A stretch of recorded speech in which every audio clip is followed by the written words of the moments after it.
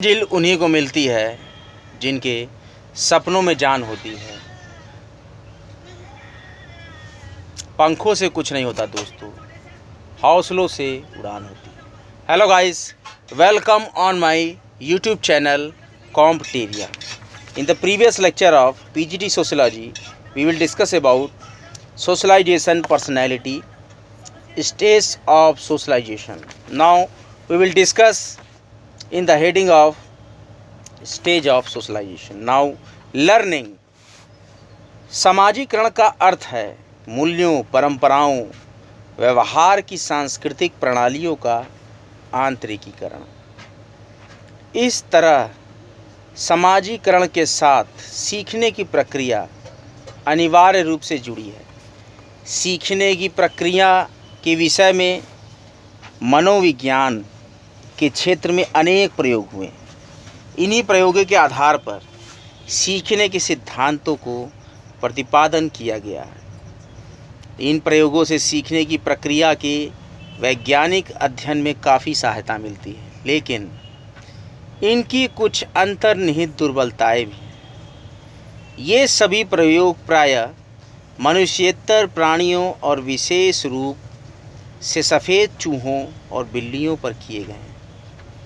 इन प्राणियों की शारीरिक और मानसिक स्थिति को मनुष्य की शारीरिक मानसिक स्थिति के अनुरूप मान लेना भूल होगी। सीखने की प्रक्रिया में कुछ बातें तो व्यक्ति स्वयं सीख लेता है, जैसे माँ के स्तन से दुग्धपान, माता पिता और परिवार के अन्य सदस्यों को पहचानना या चलना। वहीं दूसरी ओर बहुत सी बातों को बालक अनुकरण के द्वारा सीखता है, जैसे कपड़े पहनना, खेलना, शिष्टाचार के नियम इत्यादि। सीखने की प्रक्रिया के अंतर्गत व्यक्ति की समझ और ज्ञान का क्षेत्र सतत रूप से विस्तृत होता रहता है। मनोभाव मजबूत या कमज़ोर होते रहते हैं और क्रिया और प्रतिक्रिया प्रणाली आदत का रूप लेती रहती है। समाजीकरण की दृष्टि से कुछ सीखी बातें अच्छी तरह सफल होती हैं और कुछ अन्य बातें बुरी और असफल होती हैं। समाजीकरण सीखने की यह क्रिया है जो व्यक्ति में अपनी सामाजिक भूमिका पूरी करने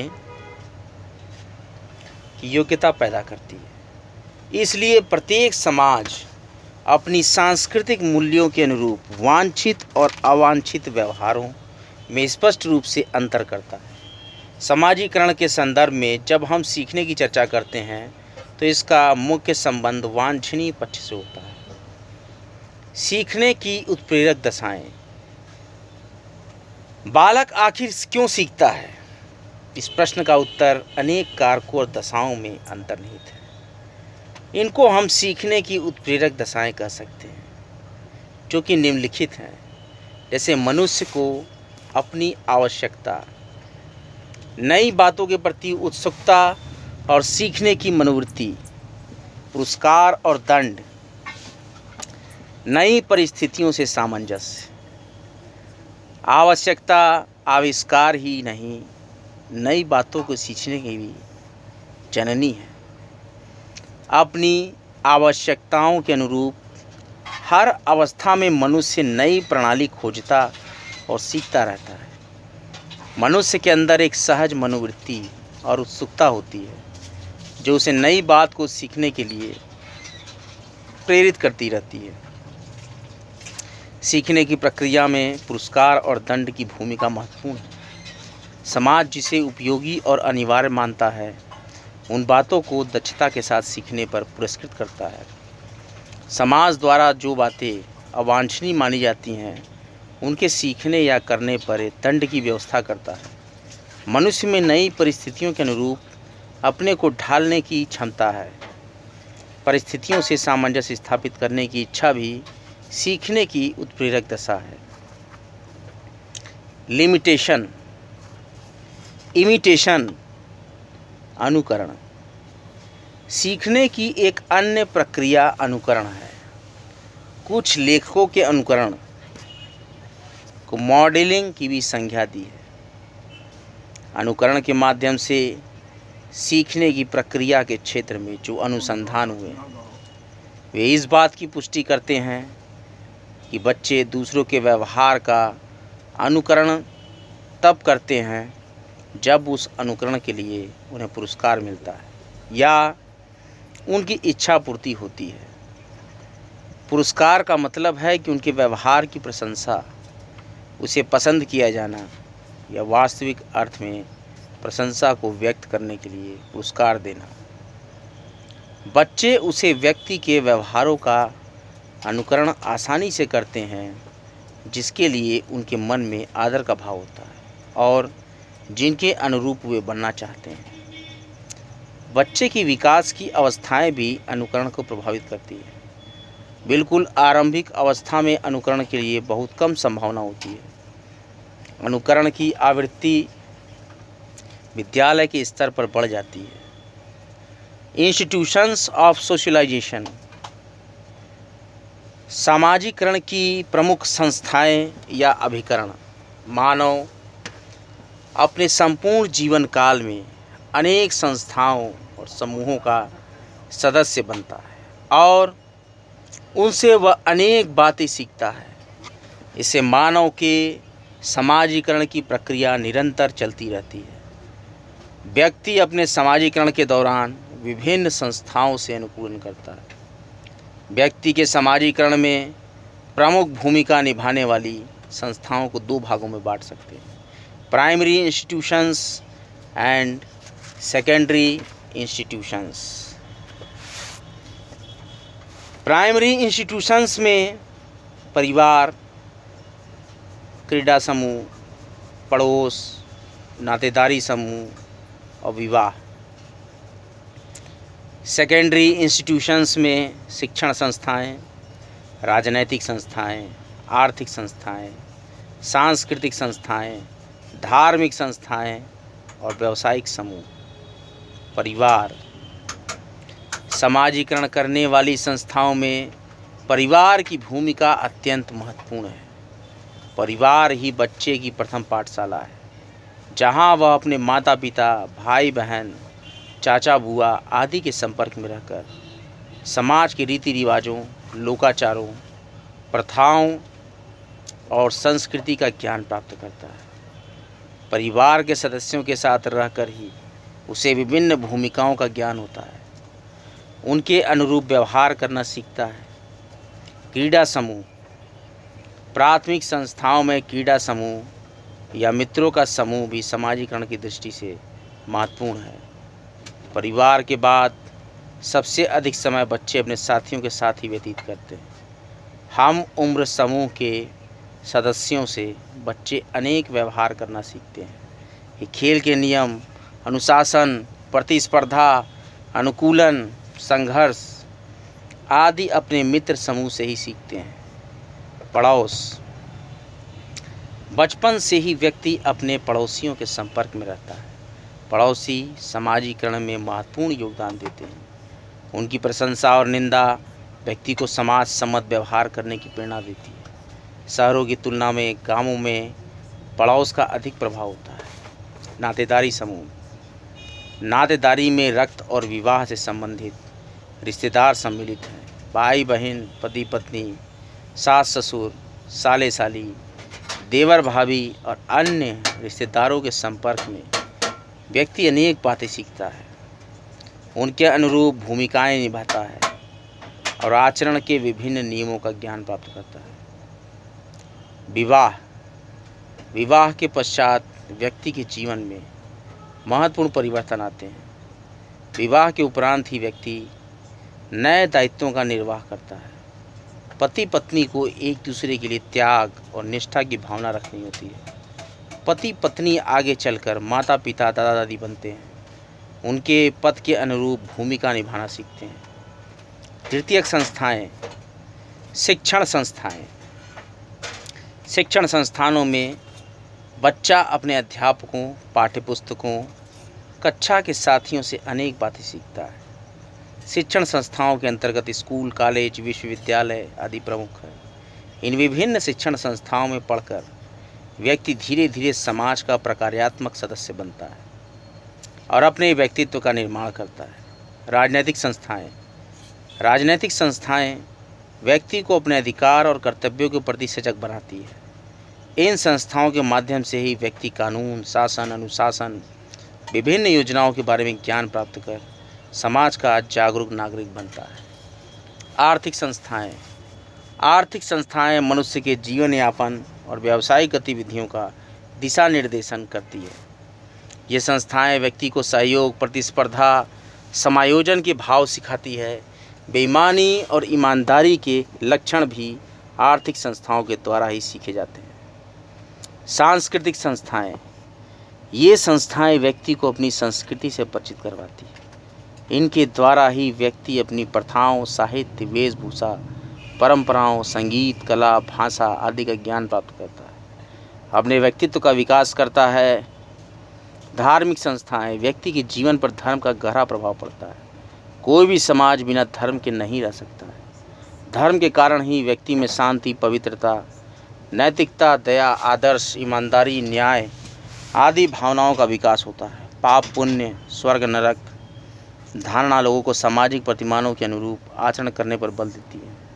व्यवसाय समूह, व्यक्ति जिस पद या व्यवसाय में कार्यरत होता है उसी के अनुरूप आचरण करता है। व्यवसाय के दौरान अनेक छोटे बड़े अधिकारियों, एजेंटों, मैनेजर आदि के संपर्क में रहता है।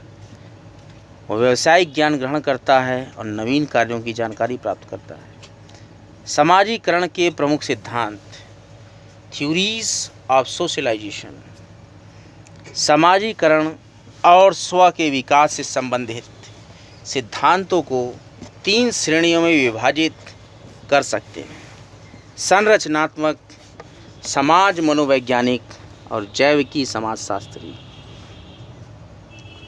पहले सिद्धांत के प्रतिपादकों के अनुसार व्यक्ति को सामाजिक संस्था के अनुरूप आचरण करना ही पड़ता है। सामाजिक जीवन में व्यक्ति की कोई स्वायत्त सत्ता नहीं है, वो सामाजिक संरचना की देन मात्र है। इस मत के प्रतिपादकों में कार्ल मार्क्स 1844 और इमाइल दुर्खेम सन 1895 के नाम महत्वपूर्ण हैं। मार्क्स के अनुसार उत्पादन की प्रणाली आर्थिक और वर्ग संरचना के अनुरूप व्यक्ति की जीवन शैली और व्यवहार की प्रणाली बन जाती है। दुर्खाइम के समाजशास्त्री विश्लेषण में व्यक्ति और उसके मनोवैज्ञानिक पक्ष का कोई स्थान नहीं है। व्यक्ति के समाजीकरण की व्यवस्था दुर्खिम सामाजिक तथ्यों के माध्यम से करते हैं। बाद में मार्क्स से प्रभावित अनेक लोगों ने समाजीकरण की व्याख्या सामाजिक वर्गों से संबद्धता के आधार पर करने की चेष्टा की है। मनोविज्ञान के सिद्धांत के प्रतिपादकों ने मुख्य रूप से स्व के विकास में समाजीकरण की भूमिका पर विचार किया।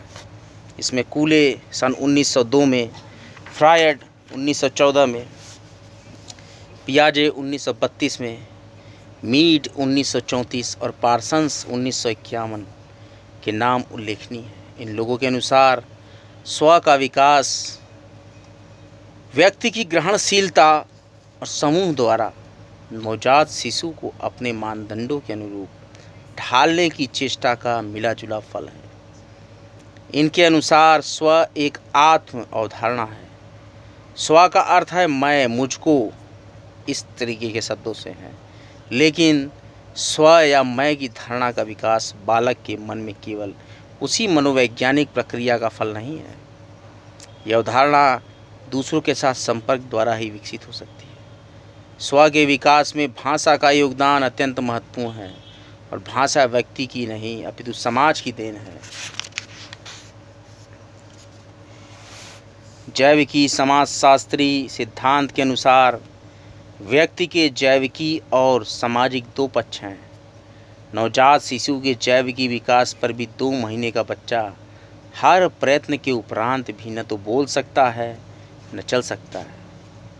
1 साल के बच्चे को वर्णमाला दिखाई नहीं जा सकती। बालक के विकसित और प्रौढ़ होने की प्रक्रिया अनवरत रूप से चलती रहती है। शिशु, बाल और किशोर अवस्थाओं को पार करके बच्चा वयस्क बनता है। शारीरिक विकास के साथ ही बच्चे का मानसिक विकास होता है।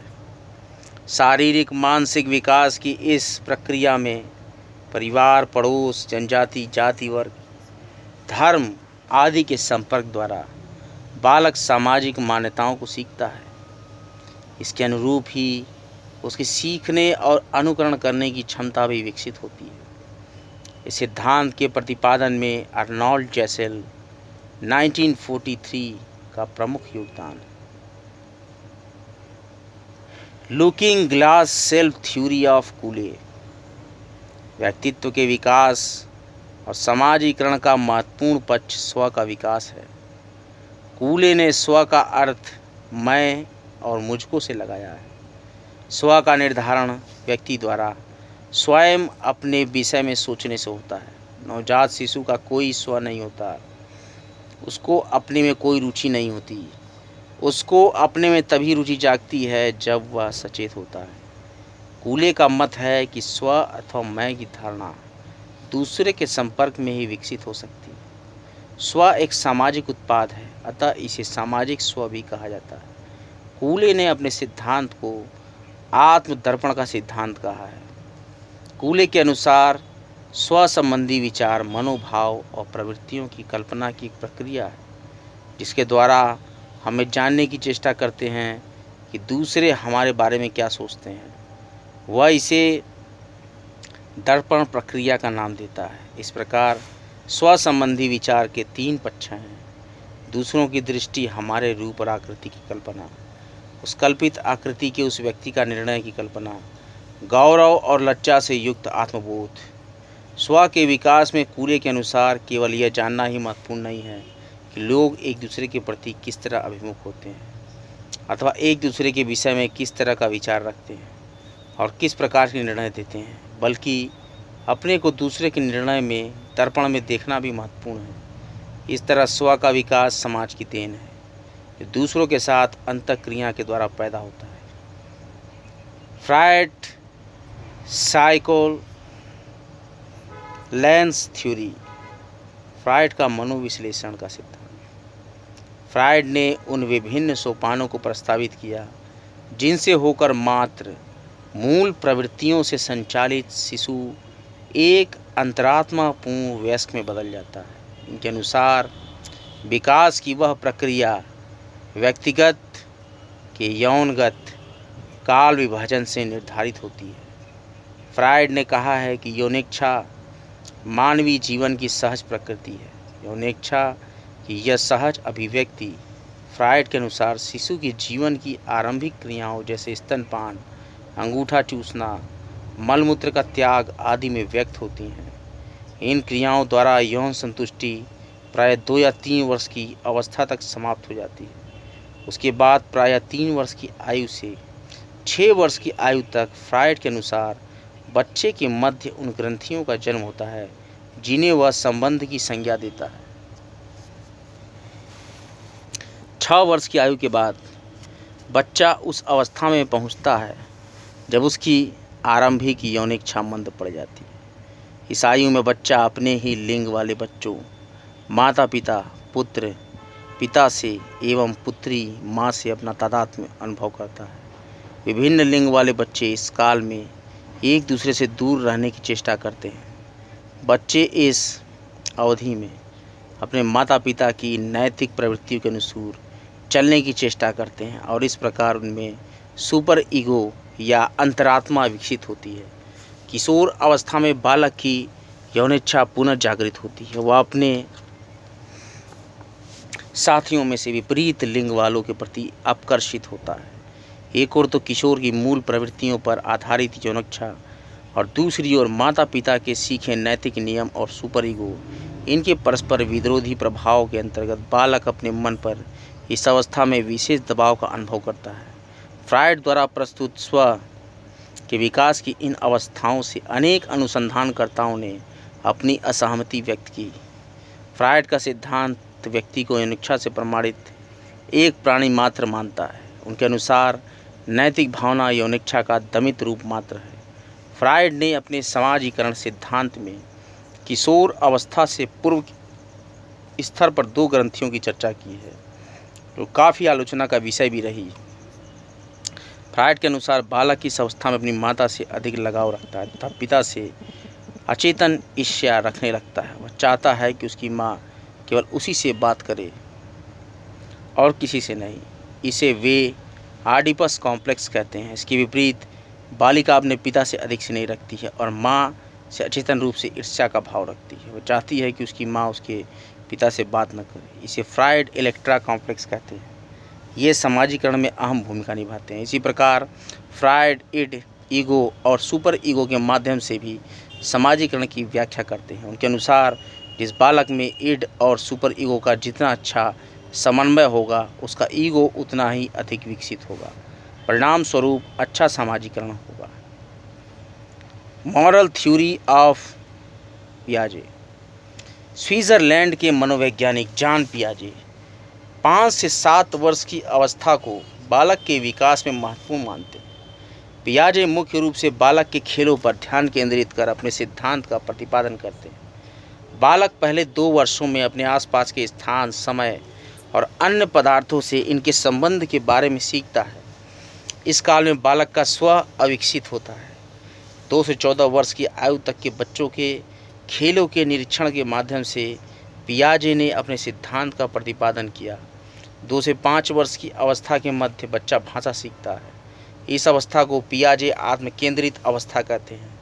वह दूसरे बच्चों की आवश्यकता महसूस नहीं करता और वह आत्म केंद्रित होता है।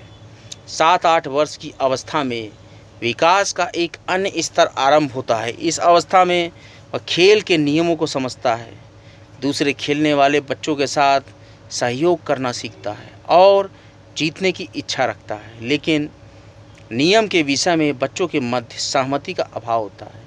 इस अवस्था में वे अपने से बड़ों की ओर ही नियम जानने के लिए नहीं देखते हैं, बल्कि उन्हीं में से 2-3 बच्चे जो कह देते हैं वही नियम मान लिया जाता है। जब तक बच्चा प्रायः औसत 10 वर्ष की आयु तक नहीं पहुंचता, उसे यह बोध नहीं होता कि खेल के नियम अथवा समूह के नियम एक स्वतंत्र क्रिया है, जिससे उसका समूह ही बनता है और बनाता है, और उन्हें इसका बोध होता है कि खेल के नियमों को पारस्परिक सहमति द्वारा आरोपित है और न ही अपनी इच्छानुसार 2 मित्रों द्वारा निर्णित।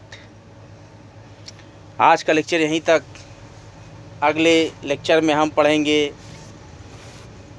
मीट का भूमिका ग्रहण सिद्धांत, भूमिका प्रत्याशा और उत्प्रेरणा का सिद्धांत, स्व के विकास संबंधी सिद्धांतों की समीक्षा।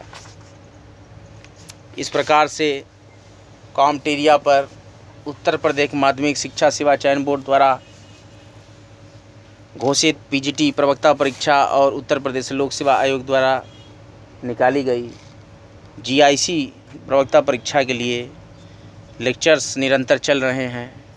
कॉम्टेरिया यूट्यूब पर बिल्कुल निःशुल्क है। लेक्चर का लाभ लें। ज़रूरतमंदों तक भी ज़्यादा से ज़्यादा वीडियोस को शेयर करें, चैनल को लाइक करें, सब्सक्राइब करें और बेल आइकन को ज़रूर प्रेस कर दें। बेल आइकन को प्रेस करने से आपको त्वरित तरीके से वीडियोस अपलोड होते ही नोटिफिकेशन मिल जाएगी। कॉम्टेरिया का उद्देश्य है सभी पढ़ें, सभी बढ़ें। पढ़ते रहिए, बढ़ते रहिए। कॉम्टेरिया का लेक्चर्स देखने के लिए आपका बहुत बहुत धन्यवाद। हर हर महादेव।